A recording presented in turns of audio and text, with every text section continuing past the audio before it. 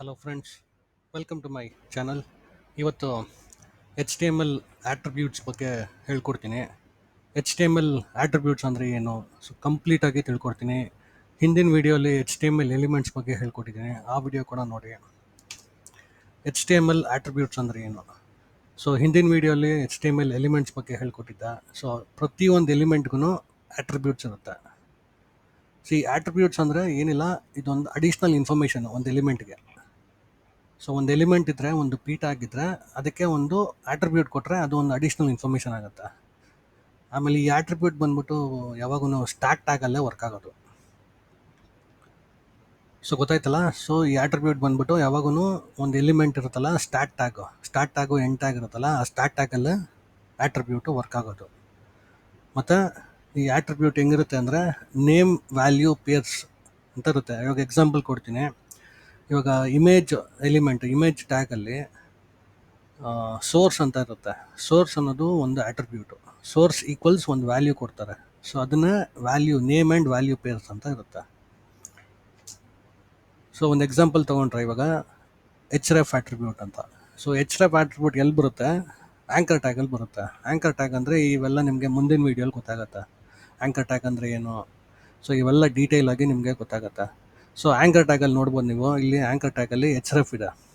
H ref ಅನ್ನೋದು ಈ ಆಟ್ರಿಬ್ಯೂಟು, ಅದಕ್ಕೆ ಒಂದು ವ್ಯಾಲ್ಯೂ ಕೊಟ್ಟಿದ್ದಾರೆ. ಸೊ ಒಂದು ಯು ಆರ್ ಎಲ್ ಇದೆ. ಸೊ ಈ ಆ್ಯಂಕರ್ ಟ್ಯಾಗ್ ಏನಾಗುತ್ತೆ ಅಂದರೆ, ಈ ಆ್ಯಂಕರ್ ಟ್ಯಾಗ್ ಮೇಲೆ ಕ್ಲಿಕ್ ಮಾಡಿದ್ರೆ ಬೇರೆ ಪೇಜ್ಗೆ ಹೋಗ್ತೀರಿ. ಸೊ ಆ ಬೇರೆ ಪೇಜ್ಗೆ ಹೋಗಬೇಕು ಅಂದರೆ ಈ ಎಚ್ ರೆಫ್ ಆಟ್ರಿಬ್ಯೂಟ್ ಕೊಡಲೇಬೇಕು. ಸೊ ಅದೇ ರೀತಿ ಸೋರ್ಸ್ ಆಟ್ರಿಬ್ಯೂಟ್ ಇದೆ.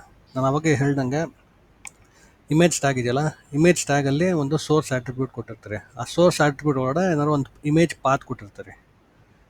ಸೊ ನಿಮ್ಗೆ ಅರ್ಥ ಆಗಿರ್ಬೋದಲ್ಲ ಇವಾಗ ಆಟ್ರಿಬ್ಯೂಟ್ ಅಂದರೆ ಏನು ಅಂತ. ಪ್ರತಿಯೊಂದು ಎಲಿಮೆಂಟಲ್ಲೂ ಆಟ್ರಿಬ್ಯೂಟ್ ಇರುತ್ತೆ. ಸೊ ಇವಾಗ ಇನ್ನೂ ಸ್ವಲ್ಪ ಎಕ್ಸಾಂಪಲ್ಸ್ ನೋಡೋಣ. ಇಮೇಜ್ ಆಟ್ರಿಬ್ಯೂಟಲ್ಲಿ ಎರಡು ಥರ ಯು ಆರ್ ಎಲ್ ಕೊಡ್ಬೋದು. ಒಂದು ಆಬ್ಸಲ್ಯೂಟ್ ಯು ಆರ್ ಎಲ್ ಕೊಡ್ಬೋದು, ಒಂದು ರಿಲೇಟಿವ್ ಯು ಆರ್ ಎಲ್ ಕೊಡ್ಬೋದು. ಆಬ್ಸಲ್ಯೂಟ್ ಯು ಆರ್ ಎಲ್ ಅಂದರೆ ಏನಿಲ್ಲ, ಸಿಂಪಲ್ HTTPS ಇಂದ ಸ್ಟಾರ್ಟ್ ಆಗುತ್ತೆ. HTTPS www.w3schools.com. ಅದೇ ರಿಲೇಟಿವ್ ಯು ಆರ್ ಎಲ್ ಅಂದರೆ ಫೋಲ್ಡರ್ ಪಾತ್ ಇರುತ್ತೆ. ಇಷ್ಟೇ difference. So absolute U R L ಅಂದರೆ ಆನ್ಲೈನ್ ಲಿಂಕ್ HTTPS ಇಂದ ಸ್ಟಾರ್ಟ್ ಆಗುತ್ತೆ. ಅದೇ ರಿಲೇಟಿವ್ ಯು ಆರ್ ಎಲ್ ಅಂದರೆ ಫೋಲ್ಡರ್ ಪಾತ್. ಸೊ ಎಲ್ಲರೂ ಏನು ಸಜೆಸ್ಟ್ ಮಾಡ್ತಾರೆ ಅಂದರೆ ರಿಲೇಟಿವ್ ಯು ಆರ್ ಎಲ್ ಕೊಡೋಕ್ಕೆ ಸಜೆಸ್ಟ್ ಮಾಡ್ತಾರೆ. ಏನಕ್ಕೆ ಅಂದರೆ ನೀವು ಇನ್ ಕೇಸ್ ಸರ್ವರ್ನ ಏನಾದರೂ ಚೇಂಜ್ ಮಾಡಿದ್ರೂ ಕೂಡ relative U R L change ಆಗಲ್ಲ, ಅದೇ ಫೋಲ್ಡ್ರೇ ಇರುತ್ತೆ. ಸೊ ಗೊತ್ತಾಯ್ತಲ್ಲ ಫ್ರೆಂಡ್ಸ್. ಇವಾಗ ಇನ್ನೂ ಒಂದು ಆಟ್ರಿಬ್ಯೂಟ್ ಇದೆ ಇಮೇಜ್ ಟ್ಯಾಗಲ್ಲ, ವಿಡ್ತು ಮತ್ತು ಹೈಟು. ಈ ಇಮೇಜ್ ಟ್ಯಾಗಲ್ಲಿ ವಿಡ್ತು ಮತ್ತು ಹೈಟ್ ಕೂಡ ಸೆಟ್ ಮಾಡ್ಬೋದು. ವಿಡ್ತ್ ಇದೆ, ಹೈಟ್ ಇದೆ. ಸೊ ಈ ಥರ ಆಟ್ರಿಬ್ಯೂಟ್ಸ್ ಅಂದರೆ ಒಂದು ಅಡಿಷ್ನಲ್ ಇನ್ಫಾರ್ಮೇಷನ್ ಕೊಡೋ ಥರ. ಅದೇ ರೀತಿ ಇಮೇಜ್ ಟ್ಯಾಗಲ್ಲೇ ALT ಆಟ್ರಿಬ್ಯೂಟ್ ಅಂತಿದೆ. ALT ಆಟ್ರಿಬ್ಯೂಟ್ ಅಂದರೆ ಇದು ಒಂದು ಅಡಿಷ್ನಲ್ ಇನ್ಫಾರ್ಮೇಷನ್. ಸೊ ಯಾವುದೋ ಒಂದು ಇಮೇಜ್ ಗರ್ಲ್ ಅಂತಿದೆ. ಸೊ ಅದಕ್ಕೆ ಗರ್ಲ್ ವಿತ್ ಅ ಜಾಕೆಟ್ ಅಂತ ALT ಆಟ್ರಿಬ್ಯೂಟಲ್ಲಿ ಕೊಟ್ಟಿದ್ದಾರೆ. ಆ ಇಮೇಜ್ ಮೇಲೆ ಮೌಸ್ ಓವರ್ ಮಾಡಿದ್ರೆ ನಿಮಗೆ ಈ ಆಲ್ಟರ್ನೇಟ್ ನೇಮ್ ಬರುತ್ತೆ. ಸೊ ಇದೆಲ್ಲ ಮುಂದಿನ ವೀಡಿಯೋಲಿ ನಿಮಗೆ ಇಮೇಜ್ ಟ್ಯಾಗು, ಆ್ಯಂಕರ್ ಟ್ಯಾಗು ಇವೆಲ್ಲ ಹೇಳ್ಕೊಡ್ತೀನಿ. ಸೊ ಇವಾಗ ಜಸ್ಟ್ ಆಟ್ರಿಬ್ಯೂಟ್ಸ್ ಅಂದರೆ ಏನು ಅಂತ ತಿಳ್ಕೊಳ್ಳಿ. ಆಟ್ರಿಬ್ಯೂಟ್ಸ್ ಅಂದರೆ ಬರೀ ಒಂದು ಎಲಿಮೆಂಟ್ಗೆ ಒಂದು ಆಟ್ರಿಬ್ಯೂಟ್ ಇರುತ್ತೆ, ಮಲ್ಟಿಪಲ್ ಆಟ್ರಿಬ್ಯೂಟ್ಸ್ ಕೂಡ ಇರುತ್ತೆ. ಸೊ ಇವಾಗ ಇನ್ನೊಂದು ಇಂಪಾರ್ಟೆಂಟ್ ಆಟ್ರಿಬ್ಯೂಟ್ಸ್ ಅಂದರೆ ಸ್ಟೈಲ್ ಆಟ್ರಿಬ್ಯೂಟು. ಇಲ್ಲಿ ಎಕ್ಸಾಂಪಲ್ ನೋಡ್ಬೋದು ನೀವು, ಪಿ ಟ್ಯಾಗಿದೆ. ಪಿ ಟ್ಯಾಗ್ಗೆ ಸ್ಟೈಲ್ ಅನ್ನೋ ಆಟ್ರಿಬ್ಯೂಟ್ ಕೊಟ್ಟಿದ್ದೀರಿ.